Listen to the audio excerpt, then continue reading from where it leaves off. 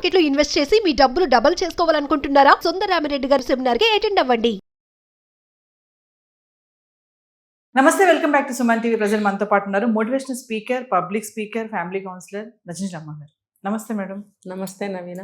Madam, వార్తలు వింటుంటే రోజు రోజుకి డిఫరెంట్గా అనమాట. అంటే దానికి కారణాలు ఏమైనా ఉండొచ్చు, కానీ జరిగేటటువంటి సంఘటనలు, ఆ పర్యవసానాలు ఎలా ఉంటున్నాయంటే, మరి పీర్జాది కూడా ఇష్యూ చూసుకుంటే మీకు ఆల్రెడీ మీరు ఫాలో అవుతున్నారు.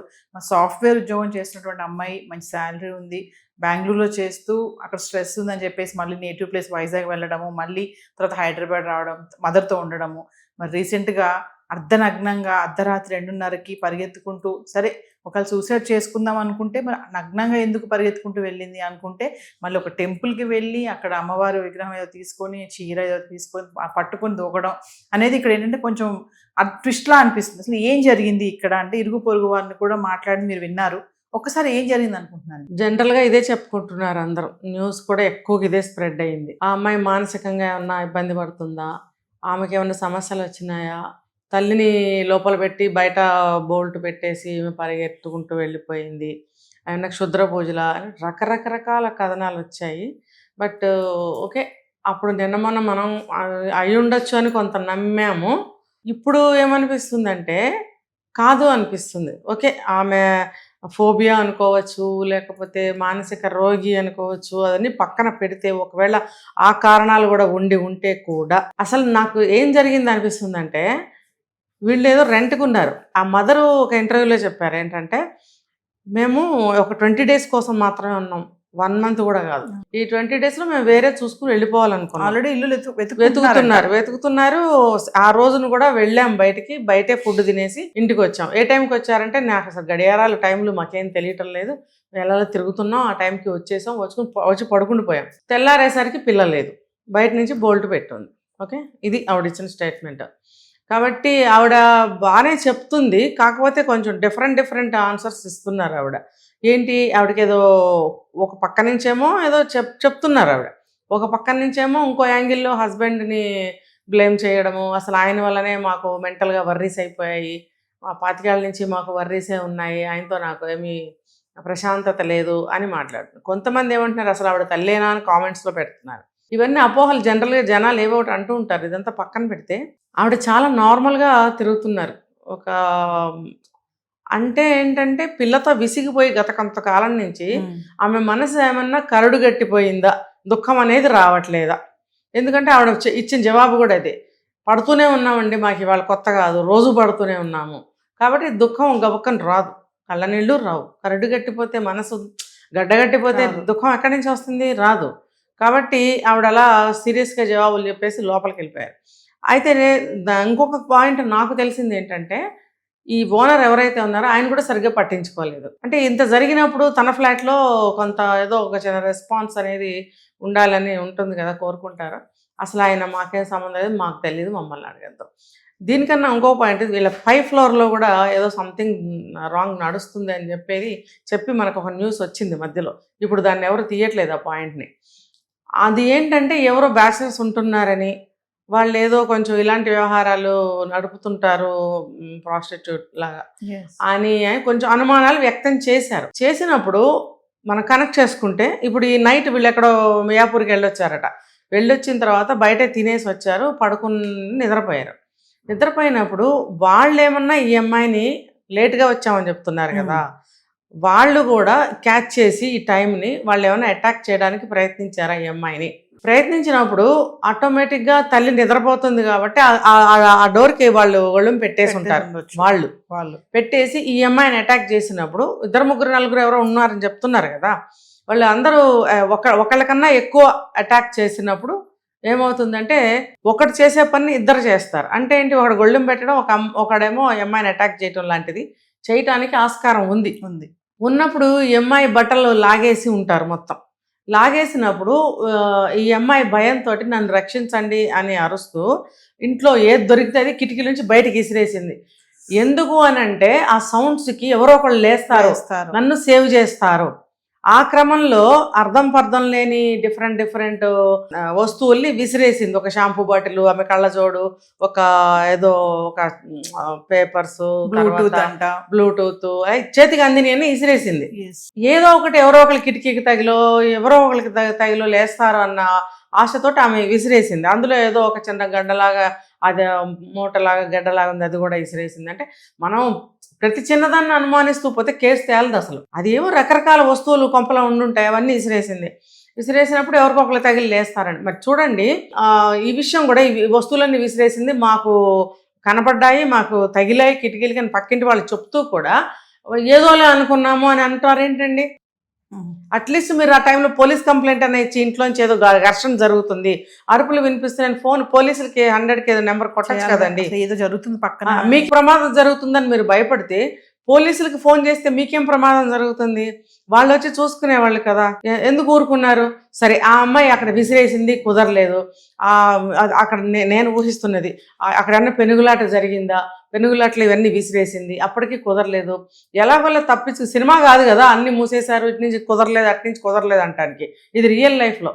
కాబట్టి ఈ అమ్మాయి గబుక్కని డోరు ఎట్లా ఒకటి ఓపెన్ చేసుకుని బయటకు వచ్చేసి కింద ఫ్లోర్కి వచ్చి ఫస్ట్ ఫ్లోర్కి, ఈ సెకండ్ ఫ్లోర్లో మాత్రం సీసీ కెమెరాస్ కట్ చేసి ఉన్నాయి, రిమూవ్ చేసి ఉన్నాయి. మిగతా ఫ్లోర్స్లో సీసీ కెమెరాస్ ఉన్నాయి. సో ఈ ఫస్ట్ ఫ్లోర్లో వచ్చి ఏ ఫ్లాట్ అయితే కనిపించిందో అక్కడ దబదబా ఇట్లా కొట్టేసింది. కొట్టినప్పుడు వాళ్ళ అబ్బాయి ఎవరో ఒకరు చదువుకుంటున్నాడో ఎవరో చెప్పారు, 2 గంటల వరకు చదువుకుంటున్నారు ఇంట్లో. తర్వాత మేము పడుకున్నాము, మాకు సౌండ్స్ వినపడ్డాయి, కానీ ఏమోలే అని ఊరుకున్నాం. వాళ్ళు కూడా నిర్లక్ష్య సమాధానమే చెప్పారు. సరే, వాళ్ళు నైబర్స్ అనేవాళ్ళు అక్కడ అలా. తర్వాత స్టేట్మెంట్ ఏమిస్తున్నారు, మేము చూసాము అంటున్నారు. లాభం ఏముంది? ఏమి లేదు. సో ఆ అమ్మాయి మళ్ళీ అక్కడి నుంచి కూడా చూడండి, ఆ అరక్షణమో పావు క్షణమో దొరికిన సమయాన్ని ఆ అమ్మాయి అలా ఉపయోగించింది. వస్తువులు విసిరేయడము, కిందకెళ్ళి కొట్టడం లాంటిది చేసినప్పుడు ఈ హాఫ్ సెకండ్లోనే వాళ్ళు వచ్చేస్తారు కదా ఎవరైనా ఉంటే. సో ఆ భయంతో అమ్మాయి ఏం చేసింది, అలా నగ్నంగానే కిందకు వచ్చేసింది. మరి చెప్పులు కూడా, మరి ఎవరు చెప్పులు వేసుకుందో, ఎందుకు వేసుకుందో, చెప్పులు ఎవరైనా దొరికితే వేసేసుకుందో తెలియదు, చెప్పులు మాత్రం ఉన్నాయి. ఆ చెప్పులతోటి పరిగెట్టి ఆమె గుడికి వెళ్ళాలనే ఉద్దేశం లేదు అమ్మాయికి, పరిగెత్తింది రోడ్డు మీద. అదే సమయంలో అక్కడ అదే కాలనీలో ఒక అబ్బాయి మూవీ చూసాడంట 2:30 వరకు. మూవీ చూసి కొంచెం బుర్ర వేడెక్కుతుంది కదా, మగ పిల్లడు భయమే ఉంది, కాస్త డోర్ తీసుకుని బయటకు వచ్చి ఏదో ఫోన్ ఫ్రెండ్తో మాట్లాడుతున్నాడు. నిక్కరు బనీన్ మీద ఉన్నప్పుడు మాట్లాడుతుంటే ఈ అమ్మాయి వెనక నుంచి పరిగెట్టడం నగ్నంగా చూసి ఎవరైనా భయపడతారు కదా. అర్ధరాత్రి నగ్నంగా జుట్టు విరబోసుకుని ఒక స్త్రీ వస్తుందంటే దెయ్యమా మనిషా, ఏదైనా కేసా ఏంటి తెలియదు, భయపడతారు. ఆ అబ్బాయి వెనక చూసుకుని పరిగెట్టి ఆ మలుపులో ఆగాడు. ఈ వై జంక్షన్ లాగా ఉంది ఇక్కడ. ఈ అమ్మాయి ఇటు పరిగెట్టింది. ఎందుకనంటే ఏమో అమ్మాయికి అటు పరిగెట్టాలనిపించింది. ఆ అబ్బాయి కన్నా ముందు 4 కుక్కలు పరిగెత్తినాయి, తర్వాత అబ్బాయి పరిగెత్తాడు. ఎవరైనా భయపడతారు, కుక్కలు కూడా భయపడతాయి పరిగెట్టినాయి. ఇప్పుడు ఈవిడ ఇటు పరిగెత్తింది, ఆ అబ్బాయి అటు పరిగెత్తాడు. ఇటు పరిగెత్తినప్పుడు టెంపుల్ ఉంది, అక్కడ టెంపుల్ వరకు స్పీడ్గా పరిగెట్టి అక్కడ కొంచెం టర్న్ తీసుకుని ఆగింది. ఎందుకు అని అంటే మనకి రెండో సీసీ కెమెరాలో ఆ టర్నింగ్ దగ్గర ఏం జరిగింది అనేది చూపించారు. రెండో సీసీ కెమెరా వీడియో రిలీజ్ చేశారు. అక్కడ చిన్నది ఒక గుడి ఉంది, మెయిన్ గుడిలోనే పక్కన ఒక ఇంత డబ్బాలాగా ఒక చిన్న టెంపుల్, అందులో కనకదుర్గమ్మ వారి ఫోటో ఉంది. దాని ముందు ఒక చిన్న రాయి మీద మేబీ ఆ విగ్రహం ఏదైతే ఆ అమ్మాయి పట్టుకుని వెళ్ళిందన్నారో ఆ విగ్రహం ఉంటుంటుంది, చాలా చిన్న విగ్రహం. ఆ విగ్రహానికి ఏదో చీర ఉంది. ఈ అమ్మాయి నగ్నంగా ఉన్నాను కదా, చీర కట్టుకోవాలని చెప్పి అలా వెళ్ళిన అమ్మాయి మళ్ళీ వెనక్కి వచ్చి ఆ డోరు తీసే ఉన్నాయి, అవి లాక్కొని ఆ చీర చుట్టుకుందాం అనుకున్నా. బొమ్మ కూడా, ఆ విగ్రహం కూడా వచ్చేసింది ఆవిడకి. వచ్చేసేటప్పటికి ఒకవేళ వెనక నుంచి తరుముకొస్తున్నారన్న భయంతో ఉంటే అమ్మాయి ఆ విగ్రహం తీసి పక్కన పెట్టి చీర తీసుకునే సమయం ఉండదు, గబుక్కుని అట్లనే తీసుకుని పరిగెట్టింది. మనకి తర్వాత అక్కడ ఇంకో 2-3 అబ్బాయిలు కూడా సీసీలో కనబడ్డారు అని అన్నారు. అంటే వాళ్ళు ఎవరన్నా మంచికి వచ్చారా చెడుకు వచ్చారా మనకు తెలియదు, ఫాలో అయితే అయ్యారు 2-3. అయినప్పుడు ఆ అమ్మాయి ఆ చీర కట్టుకునేది కూడా లేక చీర పడిపోయింది కింద. ఆ అమ్మాయి ఏం చేసింది, ఆ బుర్ర పనిచేయదు ఆ సమయంలో, విగ్రహంతో పాటు దూకేసినప్పుడు మరి ఇప్పుడు కొత్త సమస్య, కొత్త డౌట్ ఏం చేస్తున్నారు, మరి ఆ విగ్రహం అక్కడ ఉండాలిగా, ఏది అని అంటే ఇప్పుడు ఒకవేళ ఫాలో అవుతూ వచ్చిన వాళ్ళు ఆ క్రైమ్ చేసిన వాళ్ళు అనుకుంటే కనుక సాక్ష్యం దొరకకూడదని చెప్పి ఆ విగ్రహాన్ని తీసేమన్నా మాయం చేశారా? కానీ నీళ్ళల్లో దూకి విగ్రహం తీసేంత ఇది వాళ్ళకి లేదు. కాబట్టి ఆ విగ్రహం బయటపడితే కూడా కొంత విషయాలు తెలుస్తాయి. నాకైతే ఇక్కడ వరకు ఇలా జరిగి ఉంటుంది అని అనిపించింది. కానీ కొన్ని వార్తలు అయితే ఏదో క్షుద్ర పూజలు అని అంటున్నారు. ఏం లేదు నవీన, నాకైతే అసలు ఎక్కడా తెలియలేదు ఆ విషయం. ఆ పాయింట్ కూడా ఈ అడిగినప్పుడు ఇంటర్వ్యూకి వెళ్ళిన వాళ్ళు, పూజలు ఎవరైనా మామూలుగా చేసుకుంటాము అని అన్నది. ఇక్కడ డోర్ ఎంట్రన్స్లో ఒక దేవుడి ఫోటో ఒకటి ఉంది, తర్వాత బుద్ధుడి విగ్రహం ఒకటి ఉంది, తల కట్టయ్యి బుద్ధుడిది ఊడిపోయింది. అంటే ఆ పెనుగులాటలో ఏదో ఇసిరివేతలో ఆ బుద్ధుడి తల కూడా ఎత్తే ఉంది, చిన్న బొమ్మ. ఆ తల ఊడి అదే చిన్న టీపాయ్ మీద పడి ఉంది. అంటే అక్కడ ఏదో పెనుగులాట జరిగింది. తెల్లవారి పొద్దున్న గొడవ చేస్తే ఎవరో వచ్చి తలుపు తీశారని తల్లి చెప్తుంది. కాబట్టి చెప్పలేం, ఎవరో అనుమానం వ్యక్తం చేశారు. అసలు తల్లి కూడా ఇలాంటి బ్రోతల పని ఏమైనా చేయించుతుంటే అమ్మాయి ఎదురు తిరిగిందంటే ఇక రకరకాలు వస్తాయండి. అవన్నీ కాదు, మనకి అయి ఉండొచ్చు, కాకపోయి ఉండొచ్చు. అయి ఉండాలని మాత్రం గ్యారంటీ ఏముంది? ఎంత ఉంటే అంత అంటారు కదా. కాబట్టి అసలు మేము వెళ్ళిపోదాం అనుకుంటున్నాము అని కూడా ఆవిడ అన్నది. ఇంతలోనే ఇలా జరుగుతుందని మాకు తెలియదు. కానీ ఏది ఏమైనా తండ్రి కూడా ఉన్నారు, తండ్రి కూడా వచ్చారట. వీళ్ళు ముగ్గురు కలిసే ఉంటున్నారని చెప్తున్నారు. తల్లితోటే ఉంటుంది అని అంటున్నారు కదా మేడం. మనకి తల్లితో అని చెప్పారు, మరి ఒక దగ్గర తల్లి తండ్రి కూడా వచ్చిన్నారు. తండ్రి అసలు సీన్లోకి రావట్లేదు. అంటే ఆయన బాధ్యతారహితంగా ఉండే వ్యక్తి, అప్పులు, డబ్బు సమకూర్చడు, కూతురు అప్పులు కట్టాలని చూస్తాడని తల్లి చెప్తుంది.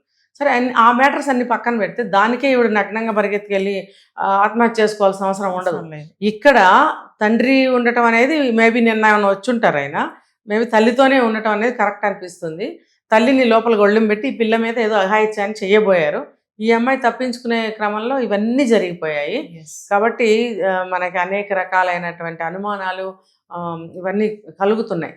సరే, ఏమైనా సరే మనకి ఇంకా తెలియాల్సింది ఉంది. ఎంత మనం జాగ్రత్తలో ఉన్నా ఆడపిల్లలకి ఇలా జరుగుతున్నాయి కాబట్టి, ఆడపిల్లలే కాదు జాగ్రత్త, సమాజంలో ప్రతి ఒక్కరికి బాధ్యత ఉందండి. ఈ పక్కింటి వాళ్ళు మాకెందుకులేనో, మాకు మామూలుగానే ఏదో అనుకున్నాంలేండి, ఇలా కాదు. మీరు ఏ చిన్నదైనా కంప్లైంట్ ఇవ్వటం నేర్చుకోండి. అసలు ఏం జరుగుతుంది అనేది కొంచెం కదా, మనం బయటకు వచ్చి చూడకపోయినా కనీసం పక్కన ఏం జరుగుతుంది అనేది అబ్జర్వేషన్ కదా. ఇప్పుడు ఆ అబ్బాయి ఎవరో పరిగెడుతున్నాడు, పరిగెడుతూ వెనక్కి చూస్తూ పరిగెడుతూ ఆ మలుపులో ఆగి మళ్ళీ వెనక్కి తిరిగి చూడకపోతే నువ్వు అబ్బాయివి, పోలీస్ కంప్లైంట్ 100కి నువ్వేనా కాల్ ఎందుకు చేయలేదు? తర్వాత మర్నాడు పిలుచుకెళ్ళారు అబ్బాయిని, ఎంక్వైరీ ఇన్వెస్టిగేషన్ చేశారు, ఏం లేదని పంపించేశారు. ఇక్కడ అబ్బాయే ఏం సంబంధం లేదు. అయితే ఆ అబ్బాయి ఆ టైంలో నేను చూసినాడు, కాల్ చేయొచ్చు కదా. ఈ ముగ్గురులో ఎవరు కాల్ చేసినా ఆ అమ్మాయి కొంచెం కొనవపురుతోన్న బయటపడేది. ఎవరు ప్రయత్నం చేయలేదు. ఆ అమ్మాయి కనుక బతికి ఉంటే ఆ అమ్మాయి చెప్పుండేది ఏం జరిగింది అనేది. అవకాశం లేకుండా చేసి ఇప్పుడు క్లూలు సరిగ్గా లేక తలలు పగల కొట్టుకునే పరిస్థితి వచ్చింది. Thank you.